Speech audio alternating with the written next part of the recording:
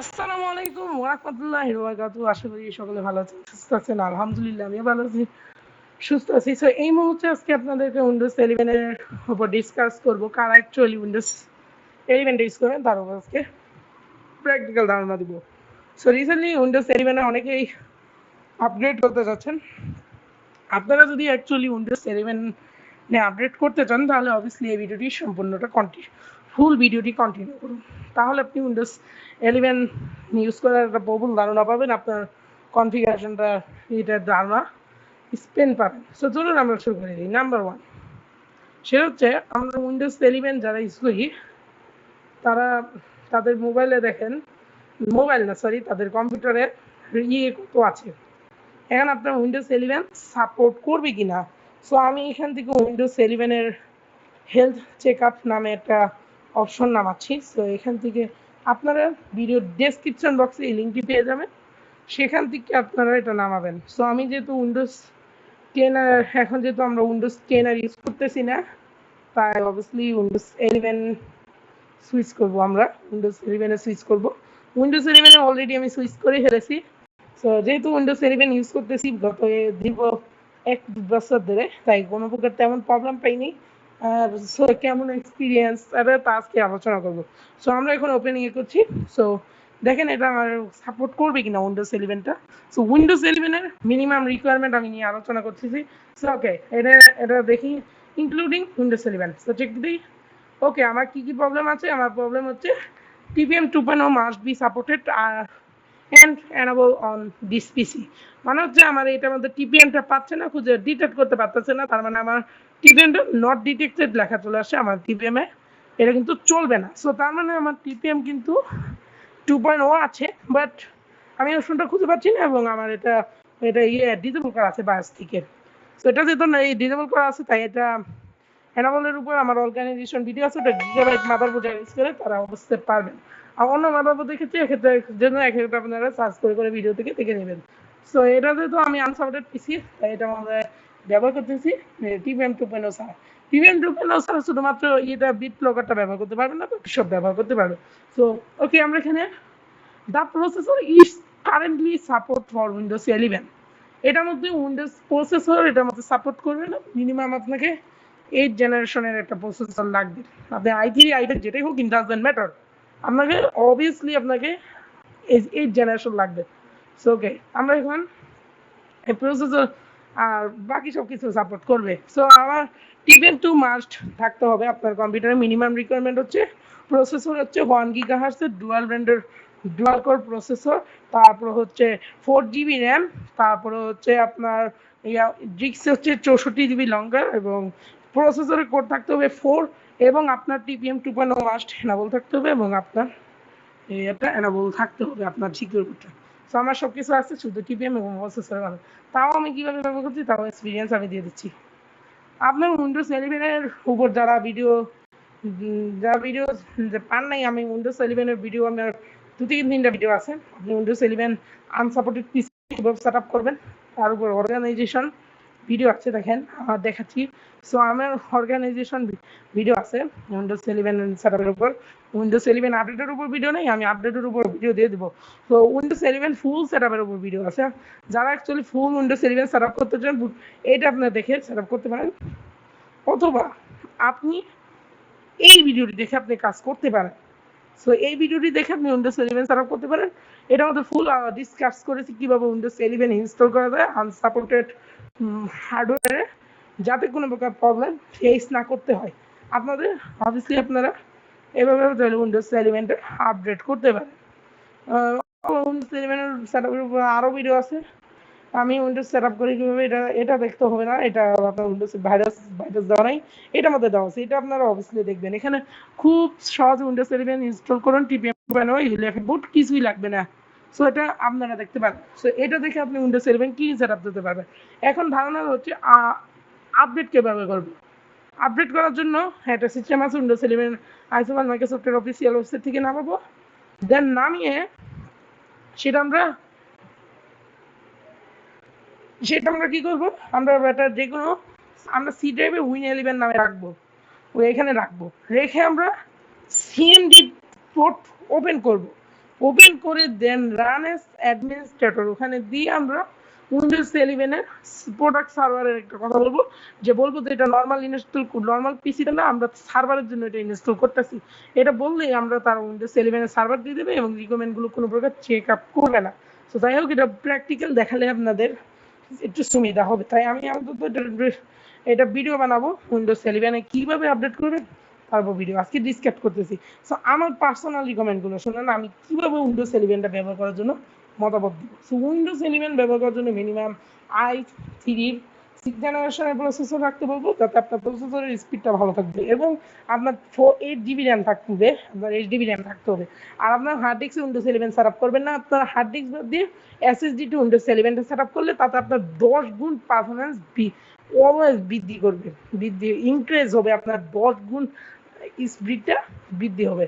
আপনি তাতে উইন্ডোজ 11 ফার্স্টের জন্য তারা SSD ইয়ে করে, সো অবভিয়াসলি আপনারা SSD লাগাই নেবেন। এবং যাদের 4GB র্যাম তারা অবভিয়াসলি আমার 4GB র্যাম লাগে, 8GB র্যামটা করে নেন, তাতে আপনার উইন্ডোজ 11 4GB তেও ভালো থাকবে, বাট আপনি বাইপাস করে 3GB 2GB তেও সেট আপ করতে পারবেন, এতে আপনার উইন্ডোজ 11 স্লো এবং বিরক্তিকর লাগতে পারে।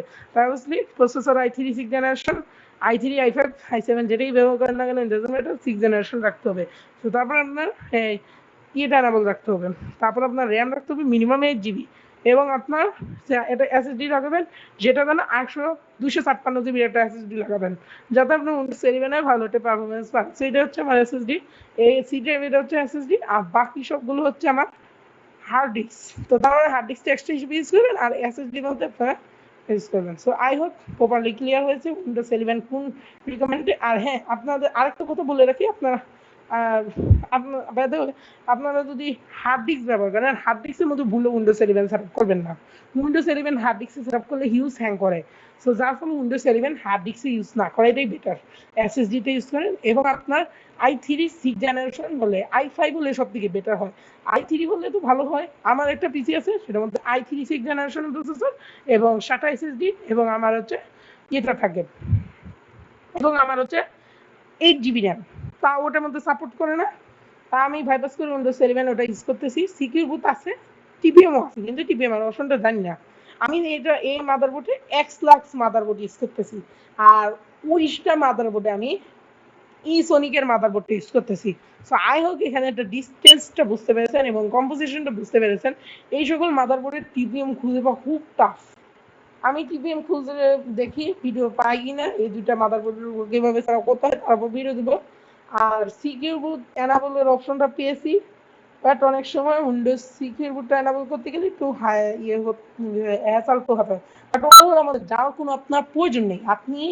আমি যে উপায়টা দিব, আমি আপনাদের যে আইডিয়াটা দিব, সেটার মাধ্যমে আপনি উইন্ডোজ 11 আপডেট করেন, তাতে আপনার উইন্ডোজ স্লো তেমন স্লো হবে না, মোটামুটি পারফরমেন্স পাবেন। আর উইন্ডোজ 10 ব্যাক করবেন কিভাবে তার উপরে করবেন, সেটার জন্য আমার যে সকল কম্পিউটার দুটোটার মধ্যে 11 করা, তা আমার 10 করতে হবে, 10 করে আমার ডুয়েল বুট করতে হবে। সো আমি এখান থেকে 100GB নিয়ে ডুয়াল বুট করব, ডুয়াল বুট করে দেন আপনার আমি ডুয়াল বুট করে 70GB 80GBর মধ্যে আমি ডুয়াল বুট করব, 100GBর মধ্যে ডুয়াল বুট করে দেন আমি সেট আপ করবো, দেন সেট আপ করে তারপরে আপনাদেরকে দেখাবো কিভাবে আপনার উইন্ডোজ 11টা আপডেট করবেন। সো বুঝতেই পারছেন একটু লং টাইম সময় লাগতে পারে, 2 থেকে কয়েকদিন সময় লাগবে। আমার উইন্ডোজ 10 করতে হবে, করে দেন আমাকে তারপরে আপনাদের একটা টাইম বের করতে হবে, টাইম বের করে এই টাইমের উপর আমার উইন্ডোজ 11টাকে করতে হবে, করে দেন আমাদের আপনাদেরকে এই সংখ্যা দেখাতে পারবো, আদারওয়াইজ আমি এটা দেখাতে পারবো না। সো আপনারা বুঝতেই পারছেন যে এটা কত লম্বা একটা ধাক্কা। তাই সুতরাং আমাকে অবভিয়াসলি আমাকে একটা টাইম মেনটেন করে দেন আমাকে তারপর উইন্ডোজ 11 করতে হবে।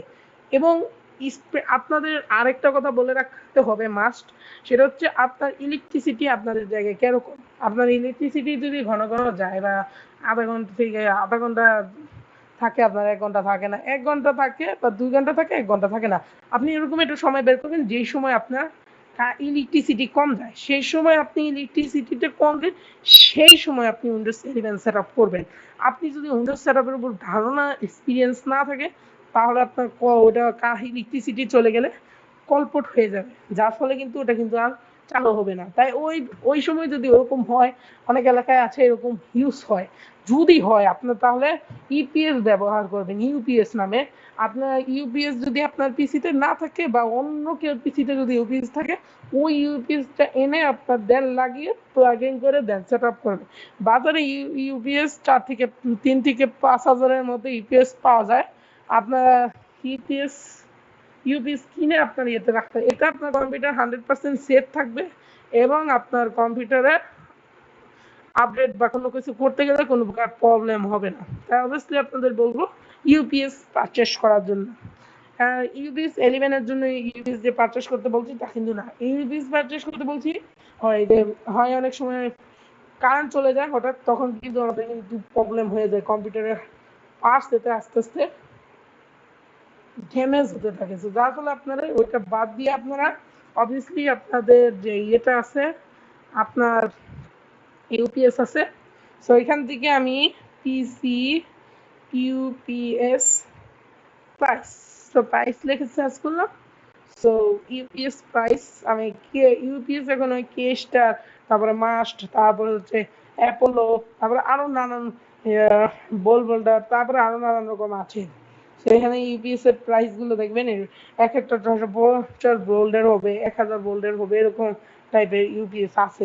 সো এখানে আপনার আমার যেটা চলতেছে এখন, এটা হচ্ছে কেস্টার ইউপিএস। সো কারেন্ট চলে গেলে একটু ক্যাকে করবে, আধা ঘন্টা ব্যাকআপ দিবে, আধা ঘন্টা ব্যাকআপ দিবে ফার্স্ট, আধা ঘন্টা 10 মিনিট 15 মিনিট ব্যাকআপ দিবে। তো ভালো মানের কিনতে চান, যদি আপনাদের ভালো একটা প্রয়োজন হয়, আপনার পারফরমেন্সের প্রয়োজন হয়, তাহলে আপনারা ভালো মানের একটা ইউপিএস পারচেস করবেন, যাতে করে আপনার ইউপিএসটা আপনার কম্পিউটারের কোনো প্রবলেম না হয়, আপনার কম্পিউটার থাকবে সেফ এবং আপনার কারেন্ট গেলেও কম্পিউটারের পার্টসের কোনো প্রবলেম হবে না। সো আমারটা এটা আছে, কারেন্ট গেলে আমি ঠাস করে অফ করে দিই, ব্যাস, মোর দ্যান এনাফ। আর ইউপিএস না থাকলে কারেন্ট গেলে তো ডাইরেক্ট বন্ধ হয়ে যায়, যার ফলে কিন্তু আমাদের অনেক ক্ষতি হয়। উইন্ডোজ সেট আপের সময় এই বিষয়টা অবশ্যই খেয়াল রাখা দরকার। কারেন্ট চলে গেলে আপনি উইন্ডোজ সেট আপ করতে পারবেন না, উইন্ডোজে কলপট হয়ে যায়, যার ফলে পরে কিন্তু রেট চালু হয় না, তখন আপনার বুটেবল পেন ড্রাইভ বুট করে তারপর সেট আপ দিতে হয়। তাই অবশ্যই যদি কারেন্ট এখানে ঘন ঘন আপনি ইপিএসটা ফুল চার্জ করে দেন আপনারা সেট আপ দিবেন, তাহলে আপনার কি হবে, আপনি পারফরমেন্স আপনার কোনো প্রকার প্রবলেম হবে না, এলভিএন আপডেট করতে পারবেন। এন্ড ফাইনালি যদি ভিডিওটি ভালো লাগে অবশ্যই অবভিয়াসলি লাইক কমেন্ট শেয়ার করতে বলবেন না। ভালো থাকবেন।